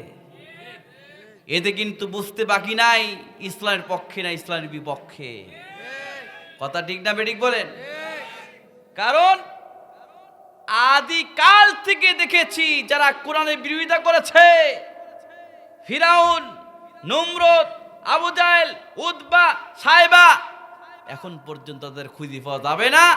এখনো যারা কোরআনের বিরুদ্ধে কথা বলে তাদেরকে আজ হোক কাল হোক বাংলার জমিনে খুঁজে পাওয়া যাবে না। কথা ঠিক না বেঠিক বলে? কারণ লা তাবদীলা লিকালিমাতিল্লাহ, এটা হচ্ছে আল্লাহর কিতাব। এই কিতাবটা রক্ষা করার দায়িত্ব কার? আল্লাহ। যখন কার? আল্লাহ। আমার ভাইরা লক্ষ্য করবেন, আল্লাহ রাব্বুল আলামিন কুরআনুল কারীমের মধ্যে বলেছেন, ইন্নামা কানা কাওলাল মুমিনিনা ইযা দুউ ইলাল্লাহি ওয়া রাসূলিহি লিয়াহকুমা বাইনাহুম আন ইয়াকুলু সামি'না ওয়া আতা'না উলাইকা হুমুল মুফলিহুন। জোরে বলুন আল্লাহু আকবার। আমার আল্লাহ তাআলা বলেন, যখনই কোনো ব্যক্তিকে আল্লাহ এবং তার রাসূলের ফয়সালা গ্রহণ করার জন্য আহ্বান করা হবে, তখনই তারা বলবে সামিনা ওয়া আতা'না, আমরা শুনলাম এবং মেনে নিলাম, এর মধ্যে আমাদের কোনো কথা নাই। আমার ভাইজারা খুব লক্ষ্য করবেন, কে না জানে এই ঘটনা, মুতার প্রান্তে যুদ্ধ হবে, রোম সম্রাটদের বিরুদ্ধে যুদ্ধ হবে। আমার নবীজি জনাবে মুহাম্মদ সাল্লাল্লাহু আলাইহি সাল্লাম সাহাবীদেরকে ডাকলেন। সাহাবীদেরকে ডাকিয়া সঙ্গে সঙ্গে একটা কাজ করতে বলেছেন যে, শোনো, রোম সম্রাটদের বিরুদ্ধে যুদ্ধ করতে হবে, তোমরা রেডি হয়ে যাও। এই কথা যখনই বলছে, আমার নবীজি মুসলমানদের পক্ষে 3 জন সেনাপতি নিযুক্ত করেছেন। 1 নাম্বার যায়েদ, নাম্বার 2 হচ্ছে হযরত জাফর, নাম্বার 3 আব্দুল্লাহ বিন রাওহা রাদিয়াল্লাহু তাআলা আনহুমা। এই 3 জনকে যখন সেনাপতি বানাইলেন, আর রাসূল এই কথা বললেন, তোমাদের 3 জন যদি শহীদ হয়ে যায় তাহলে তোমাদের মাঝখান থেকে আরেকজনকে 4র্থ সেনাপতি বানিয়ে নিয়ে জোরকন আল্লাহু আকবার। এটা যুদ্ধের ময়দানে সেনাপতি কয়জন লাগে ভাই? কয়জন? 1 জন লাগে, কিন্তু বানালো কয়জন? 3 জন বানাইলেন। এই 3 জনের কিন্তু বুঝতে বাকি থাকলো না যে আমরা 3 জনই শহীদ হয়ে যাব। কথা ঠিক না বেঠিক? আমার ভাইজারা, আল্লাহ নবী এই 3 জন সাহাবীকে বললেন, তোমরা নিজ নিজ বাড়িতে চলে যাও, বাড়িতে গিয়া যার আত্মস্বজনের কাছ থেকে বিদায় নিয়ে আসো। হযরতে যায়েদ দাঁড়িয়ে বলছে, হুজুর, আমার তো যাওয়ার জায়গা নাই, আপনি আমার আব্বা। হযরত আয়েশা সিদ্দিকা রাদিয়াল্লাহু তাআলা আমার মা, আমি কোথায় যাব? আপনি আমাকে বিদায় দেন, জিহাদের ময়দানে গিয়া বাতিলের উপর আক্রমণ করতে করতে আমি যেন শহীদ হতে পারি। আমার ভাইজারা, হযরত আব্দুল্লাহ বিন হযরত আবু জাফর, যিনি হচ্ছেন আল্লাহ রাসূলের চাচাতো ভাই, বাড়িতে চলে গেলেন বিদায় নেওয়ার জন্য। গিয়া দেখি স্ত্রী নামাজ পড়তেছেন। নামাজ যখন শেষ হয়ে গেল, আল্লাহ নবীর সাহাবী হযরতে জাফর রাদিয়াল্লাহু তাআলা স্ত্রীকে ডেকে বলে, স্ত্রী গো, আমি তো মুতার প্রান্তের যুদ্ধের ময়দানে যাচ্ছি, নবী আমাকে যাইতে বলেছেন, রাসূল তোমার কাছ থেকে বিদায় নিতে বলছেন, এই জন্য আমি বিদায় নিতে এসেছি। রাসূল যদি না বলতেন তাহলে আমি কোশ্চেন কালে আসতাম না। তুমি আমার জন্য দোয়া করো, তোমার হক আমি ঠিক মতো আদায় করতে পারি নাই, আমি যেন আল্লাহ রাস্তায় যুদ্ধ করে শহীদ হয়ে যাই, দোয়া করো। স্ত্রী বলে, স্বামীর নিকট থেকে এই কথা শুনিয়া সঙ্গে সঙ্গে স্ত্রী বলছে, প্রাণের স্বামী, রাসূল আপনাকে জিহাদের ময়দানে যাইতে বলছেন, আমি বাধা দেওয়ার হিম্মত আমি রাখি না।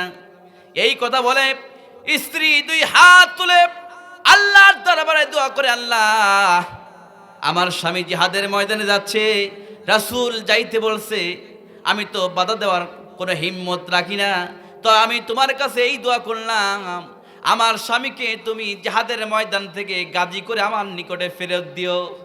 স্ত্রী যখন দুই হাত তুলে যখন এইরকম দোয়া করেছে, হযরতে জাফর রাদিয়াল্লাহু তাআলা কাফের মধ্যে থেকে তরোয়ালটা বাহির করিয়া উল্টা মুখ দিয়া স্ত্রীর মোনাজাত করা অবস্থায় হাতের উপরে মৃত আঘাত করছে।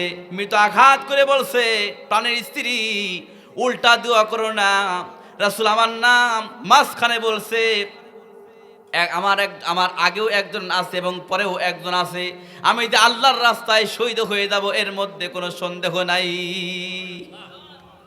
তুমি উল্টা দোয়া করো না, আমার জন্য দোয়া করো, শহীদি তামান্নার জন্য আমার জন্য দোয়া করো। আমার ভাইজারা, হযরত জাফর রাদিয়াল্লাহু তাআলা এই কথা বলে স্ত্রীর নিকট থেকে বিদায় নিয়ে যখন চলে গেলেন, ছোট ছোট বাচ্চারা আব্বা আব্বা বলে ডাকে, আর একটা বারের জন্য হযরতে জাফর পিছন দিকে তাকান নাই। কে কান্দে আর কে ডাকে, ধরে কোন আল্লাহু আকবার। হযরত আব্দুল্লাহ বিন রাওহা বাড়িতে চলে গেলেন, বাড়িতে গিয়ে স্ত্রীর নিকটে গিয়া যখন কোরআন শরীফ পড়তে স্ত্রী, হযরত আব্দুল্লাহ বিন রাওহা স্ত্রীকে বলে, স্ত্রী তুমি কোরআন পড়া বন্ধ করো, আমার কথা শোনো, আল্লাহ নবী জিহাদের ময়দানে যাইতে বলেছে, আমি পুরা প্রস্তুতি নিয়েছি জিহাদের ময়দানে যাওয়ার জন্য, তুমি যে কোরআন পড়তো আমার কথা শোনো, আমি আল্লাহ নবীর সঙ্গে জিহাদের ময়দানে যাচ্ছি, তুমি আমার জন্য দোয়া করো, তোমার হক আমি আদায় করতে পারি নাই। সঙ্গে সঙ্গে কোরআন পড়া বন্ধ করে ভিতর থেকে হযরত আব্দুল্লাহ বিন রাওহার স্ত্রী বলছে, ও প্রাণের স্বামী, শুনেছি তুমি একজন সুপুরুষ, এখনো পর্যন্ত বাসর করা হয় নাই, তুমি একটা বারের মতো আমার ঘরের মধ্যে আসো, আমি তোমাকে দেখে নেই, যাতে করে কিয়ামতের ময়দানে আমি তোমাকে সরাসরি চিনতে পারি। এই কথা যখনই বলছে, সঙ্গে সঙ্গে আব্দুল্লাহ বিন রাওহা বলছে, না আমি ভিতরে যাব না। স্ত্রী বলছে, না আমি কোনো প্রেম নিবেদন করব না, আপনি একটা বারের জন্য আসেন। সঙ্গে সঙ্গে আব্দুল্লাহ বিন রাওহা বলে, হে প্রাণের স্ত্রী, আমাকে দেখার কোনো প্রয়োজন নাই, আমি যদি শহীদ হয়ে যাই, আর তুমি যদি দুর্দশার অবস্থায় যদি থাকতে পারো, তোমাকে চেনার কোনো প্রয়োজন নাই, কাল কিয়ামতের ময়দানে আল্লাহ আমাকে তোমাকে স্বামী স্ত্রী হিসেবে আল্লাহ তাআলাই আমাদেরকে পরিচয় করে দিবে। আমার বাজারা, এই কথা বলে হযরত আব্দুল্লাহ বিন রাওহা চলে গেলেন যুদ্ধের ময়দানে, হযরতে যায়েদ শহীদ হয়ে গেলেন। হযরতে জাফর রাদিয়াল্লাহু তাআলা যুদ্ধ করতেছেন, করতে ডান হাত কাটা গেল। ডান হাত কেটে যখন জমিন পড়ে গেলেন, সঙ্গে সঙ্গে বাম হাত দিয়ে যুদ্ধ করা শুরু করে দিলেন। সোজার একটা ইহুদি এমন জোরে বাম হাতের উপর আঘাত করলেন, আঘাত করার সাথে সাথে সঙ্গে সঙ্গে বাম হাতটাও কেটে জমিনে পড়ে গেল। আমার ভাইজায়েরা, পতাকা যখন জমিনে পড়তে লাগে, হযরতে জাফর রাদিয়াল্লাহু তাআলা পতাকা সঙ্গে সঙ্গে কামড়ে ধরে উঁচু করে ধরে রাখছেন, জোরে কোন আল্লাহু আকবার। কামড়ে ধরে উঁচু করে ধরে রাখছে। হযরত আব্দুল্লাহ বিন রাওহা বলে, কে জানো পতাকা উঁচু করে ধরে রাখছে, গিয়া দেখে হযরতে জাফরের দুই হাত কাটা, পতাকা কামড়ে ধরে জমিনে শুয়ে পড়ে, এইরকম পতাকা সম্মানের জন্য ওই পতাকা কামড়ে ধরে রাখছে। আর জাফর বলে, হে আমার সাথী ভাইরা, আমার সালামটা বিশ্বনবীর নিকটে পৌঁছে দিয়েন, আমি এখন দেখতেছি আমি শহীদ হয়ে যাব, জান্নাতের সুঘ্রাণ আমার নাক দিয়ে ঘোরাফেরা করতেছে। সম্মানিত ভাইজানেরা, ইসলামের জন্য যায়েদ শহীদ হয়ে গেলেন, আবু জাফর শহীদ হয়ে গেলেন এবং আব্দুল্লাহ বিন রাওহা শহীদ হয়ে গেলেন। হযরত আবু উবাইদা স্বপ্নের মাধ্যমে আবু জাফরের সঙ্গে কথা বলছে। এখন দেখে আবু জাফরকে জিজ্ঞাসা করছে, জাফর রাদিয়াল্লাহু তাআলা আনহুকে জিজ্ঞাসা করেছে, তুমি যে শহীদ হয়ে গিয়েছো, জান্নাতের মধ্যে তুমি যে পাখি হয়ে ঘুরে বেড়াচ্ছ, আল্লাহ পাক তোমার সঙ্গে কেমন ব্যবহার করেছে? তখন আবু উবাইদাকে বলছে, আল্লাহ পাক আমাকে বলেছিল, হে জাফর, তোমার কি প্রয়োজন? তুমি আর কিছু নাজ নিয়ামত পাবা কিনা বলো, আমার কাছ থেকে তুমি কি চাও? তখন জাফর এই কথা আল্লাহকে বলেছিল, আল্লাহ আর একটা বার আমাকে দুনিয়াতে পাঠান, আমি বাতিলের উপর যুদ্ধ করে করে আপনার ইসলামকে প্রতিষ্ঠিত করে আবার জিহাদ করে পৃথিবীর জমিন থেকে আসতে চাই। আমার ভাইজায়েরা, সেই সাহাবীদের শহীদের তামান্না আছে, সেই শহীদের তামান্না যদি আজকে মুসলমানদের মধ্যে থাকতো, পৃথিবীর কোন রামবান মুসলমানদের দিকে চোখ লাগায় কথা বলতে পারতো না। কথা ঠিক না বেঠিক বলে?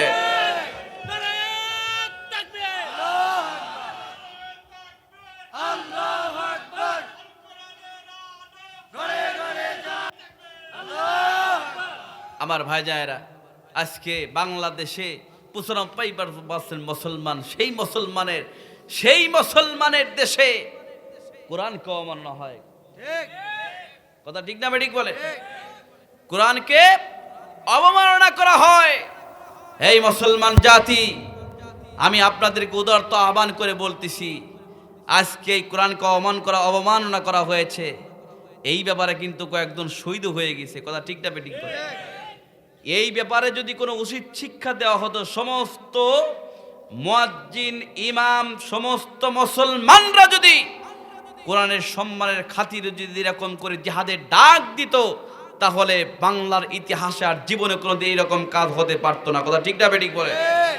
আমার ভাইজায়েরা, আমরা বলতে চাই, আমাদের বাপের নামে গালি দিয়ে আমরা সহ্য করতে পারবো, মাকে গালি দিলে সহ্য করতে পারবো, কিন্তু আল্লাহ এবং তার রাসূলকে, কোরআনকে অমানা করলে সহ্য করা যাবে না, এবং তাদেরকে নাস্তানাবুদ করে দাঁত ভাঙার জবাব দিতে হবে।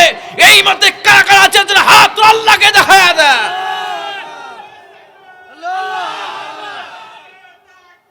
আল্লাহু আকবার! হুঁশিয়ার সাবধান! হুঁশিয়ার সাবধান! আমার ভাইজানেরা, কাল কিয়ামতের ময়দানে আল্লাহ পাক কোরআনের মধ্যে বলেছেন, ওয়াকালার রাসূল ইয়া রাব্বি ইন্না কওমি ইত্তাখাযু হাযাল কুরআনা মাহজুরা। কাল কিয়ামতের ময়দানে কুরআনই বান্দার বিরুদ্ধে নালিশ করবে যে, আল্লাহ, এরা হচ্ছে আমাকে তামাশা হিসেবে গ্রহণ করেছিল, তাদের বিরুদ্ধে তোমার কাছে মামলা দায়ের করলাম। কোরআন যদি আমাদের ব্যাপারে মামলা দায়ের করে, আমাদের বাঁচার ক্ষমতা আছে? আছে? নাই। এই জন্য সবচেয়ে বেশি ভালোবাসতে হবে আল্লাহ রাসূলকে, কোরআনকে। কারণ পৃথিবীর জমিনে যত কিতাব আসছে, সমস্ত কিতাবের বস, লিডার হচ্ছে কোরআন। ঠিক না বেটি? সমস্ত নবীদের বস, লিডার হচ্ছে আমার আপনার নবী। ঠিক না বেটি? সমস্ত নবীর পয়গম্বরদের বস, লিডার আল্লাহ নবীর উম্মতরা। ধরে কোন আল্লাহু আকবার! উম্মতের দিক দিয়ে আগায় আসি, কোরআনের দিক দিয়ে আগায় আসি, নবীর দিক দিয়েও আগায় আসি। ঠিক না বেঠিক? কিতাব দিক দিয়েও আগা, কিন্তু ইমানের দিকটি পিছিয়ে আছি। ঠিক না বেঠিক? ইমানের দিক দিয়ে কি আছি? পিছিয়ে আছি। আমাদের ইমান শক্ত করার দরকার আছে না নাই? আমাদের কেমন ইমান? দুর্বল ইমান। বাজারে গেছি, বাজার করার জন্য একটা সিরা টাকা পাইছি, সেই টাকাটা কোনো দোকানদার নেয় নাই, বাড়িতে এসে বোর কাছ দিয়ে করছি রাখ। এই টাকাটা কোনো দোকানদার নেয় নাই, শুক্রবার যখন আসে তখন পকেটে দিয়ে দিস, মনে দিন থাকে।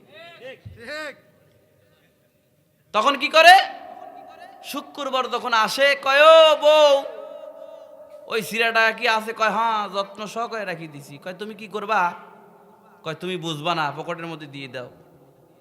মসজিদে গিয়া 2 রাকাত পর যখন কোটা যায়, পকেট থেকে টাকা বাই করিয়া কোটের মধ্যে দিয়ে কয়, আল্লাহ কোনো জায়গায় চালাই ফেললেন না, তুমি চালালি। কথা কন ডাকে? ঠিক না বেটি? আপনি গ্রামে অত নাই? হ্যাঁ, নাই। আহলে সুন্নাতুল জামাতের ফুতো হলো নতুন টাকা তুমি যখন যাকে দিবা তখন নতুন টাকা দাও। ঠিক না বেঠিক বলে? আরে ভাই ডিশ লাইন বিল দেয় 1000 টাকা, এমবি তোলে 1000 টাকা, মোবাইল বিল 1000 টাকা, টেলিভিশন বিল এত টাকা, কিস্তি লোন সব কিছু মাসে মাসে দিচ্ছে। মসজিদের জন্য 50 টাকা মাসে দেয়, 6 মাসের বাকি। ঠিক আছে না নাই? আছে।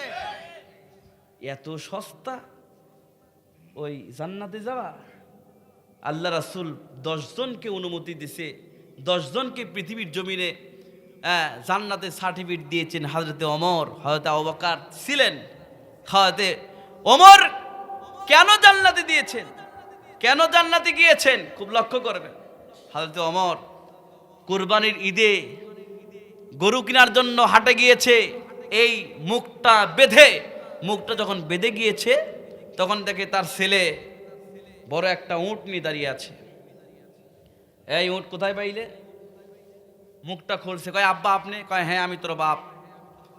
এই উট কোথায় পাইলি? কয় আব্বা আম্মার কাছ থেকে কিছু টাকা নিয়ে একটা শুকনা উট কিনে আমি পেলে পেলে বড় করেছি। আপনি যেখানে বসেন ওর পিছনে এক ঘাসের জমি আছে পাহাড়ে, ওই ঘাস খাওয়ায় খাওয়ায় আমি একটু মোটা করেছি।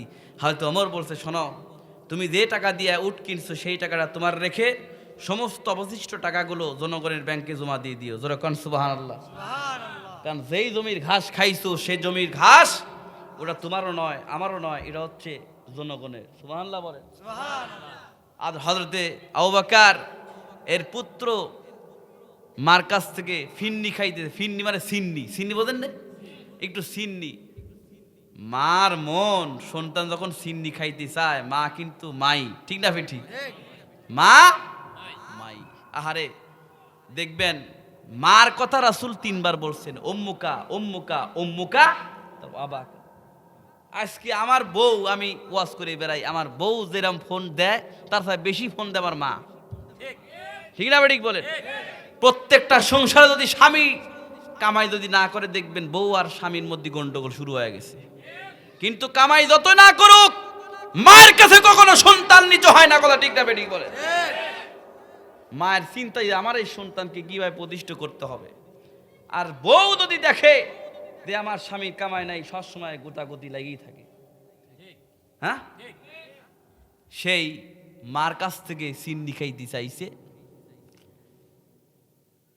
হয়তো আবু বকর বলছে কোনো সিন্নি নাই, যা আছে তাই খাও।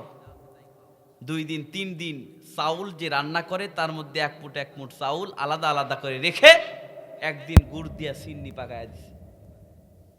হয়তো আবু বকর স্ত্রীকে জিজ্ঞাসা করছে, তুমি এই সিন্নি কোথায় পাইলা? কয় যে আমি প্রতিদিন এক মুঠ চাউল এক জায়গায় করে সিন্নি রাখায় দিছি।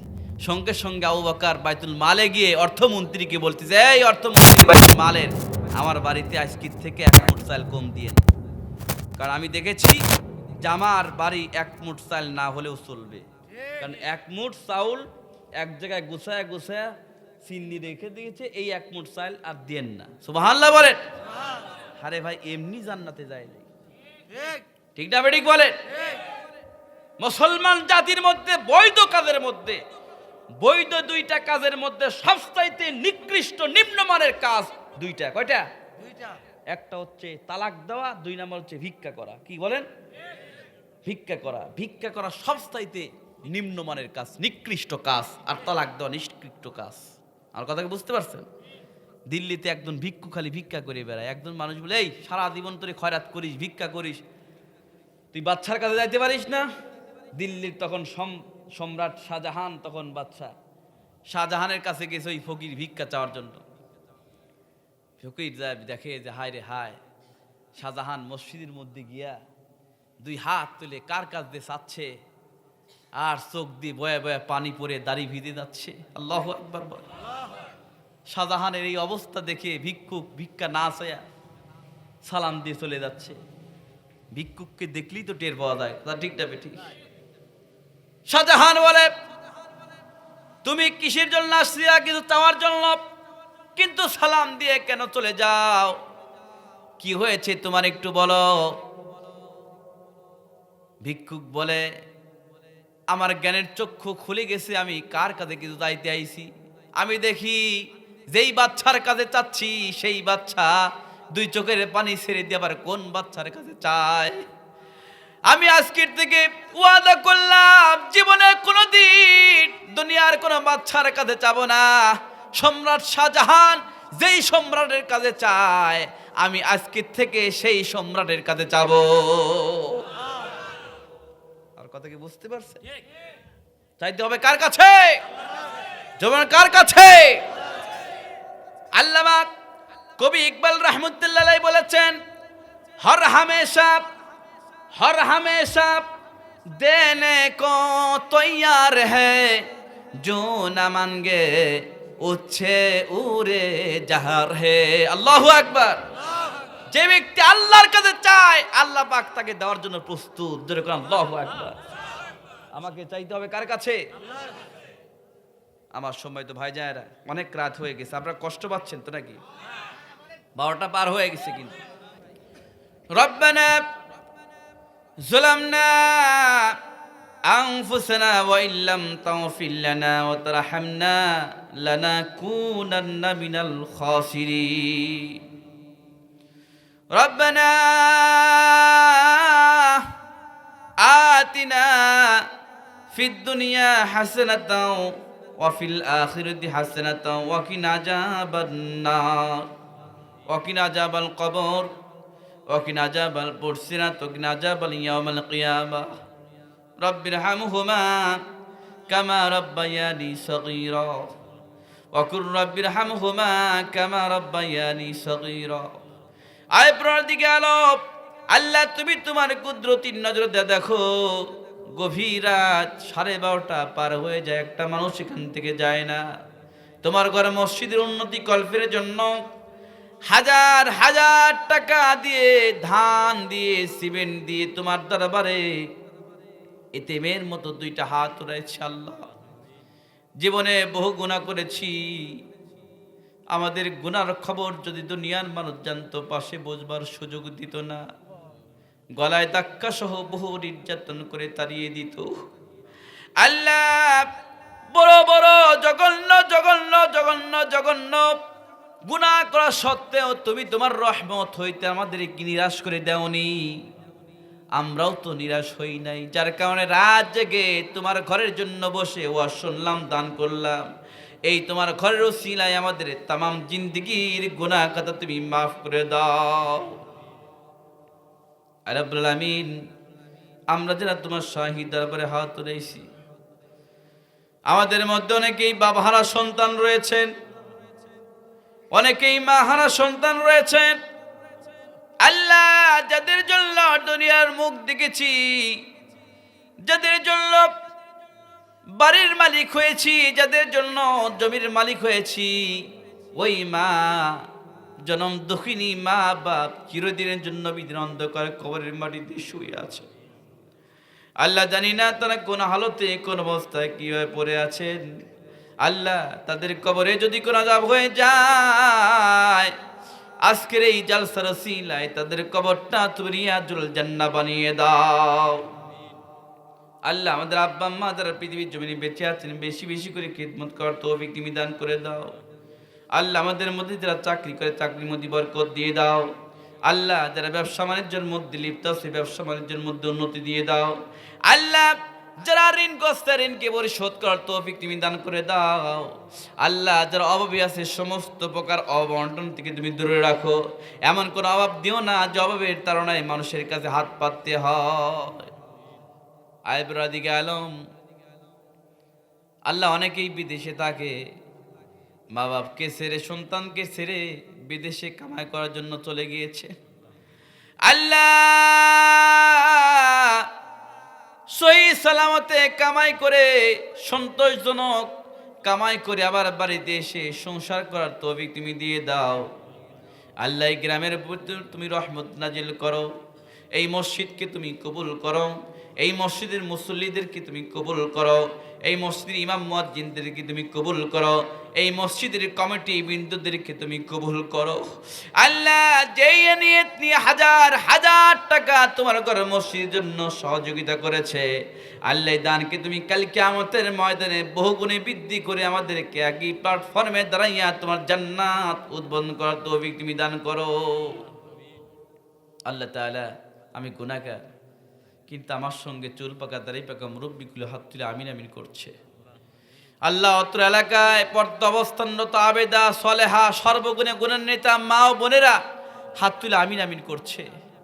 আল্লাহ, যে হাতখানা আপনার পছন্দ হয় সে হাতখানার বউ দৌলতে আমাদের তামাম জিন্দিগির গুনাহখানা তুমি মাফ করে দাও। আল্লাহ, মা বোনদেরকে পর্দার মধ্যে থাকার ব্যবস্থা করে দাও। আল্লাহ, যে সংসার অশান্তি তুমি অশান্তি দূর করে দিয়ে শান্তি দিয়ে দাও। আল্লাহ, যে মা বোনদের সংসারে সন্তান হচ্ছে না, দ্রুত গতিতে একটা নেজগার পরহেজগার সন্তান তুমি তাদেরকে দিয়ে দাও। আল্লাহ, দুনিয়াতে মা আখিরাতে যা কিছু চাওয়া পাওয়া আছে সব কিছু তুমি আমাদেরকে দিয়ে দাও। আল্লাহ, আমার সঙ্গে মোবাইলে যোগাযোগ করছে রফিকুল ইসলাম ভাই, আল্লাহ আলহাজ ভাই সহ কমিটি বৃন্দ যারা আমার সাথে যোগাযোগ করছে সমস্ত ভাইদেরকে তুমি নেক হায়াত দারাজ করে দাও। আল্লাহ, একসাথে বসে আমরা আলোচনা শুনলাম, কোরআনের আয়াত শুনলাম, কাল কিয়ামতের ময়দানে একই প্ল্যাটফর্মে দাঁড়াইয়া তোমার জান্নাত উদ্বোধন করার তৌফিক তুমি দান করে দাও। আল্লাহ তাআলা, আমরা মোনাজাত শেষ করলাম এই আশা নিয়ে, এই আকাঙ্ক্ষা নিয়ে, আমাদের দোয়া তুমি কবুল করেছো, আমাদের দানকে তুমি কবুল করেছো, আশা নিয়ে আমরা মোনাজাত শেষ করলাম। এই মসজিদকে তুমি কবুল করেছো, এই গ্রামের উপর তুমি রহমত নাজিল করে দিয়েছো। আল্লাহ, যে টাকাগুলো দান করা হলো এটা পানিতে ফেলে দিও না, নদীতে ফেলে দিও না, হাওয়াতে উড়ায় দিও না, বহু গুণে বৃদ্ধি করে দিয়া একই প্ল্যাটফর্মে দাঁড়াইয়া তোমার জান্নাত উদ্বোধন করার তৌফিক দিয়ে দাও। ইয়া রব کرم تگر کرم او باد جبا کو جو دل پر اثر کرم وصلی اللہ تعالی علی خیر خلقہ محمد وعلى آلہ واصحابہ اجمعین واجعل آخر کلامنا عند الموت لا الہ الا اللہ محمد رسول اللہ۔ السلام علیکم ورحمۃ اللہ تعالی وبرکاتہ۔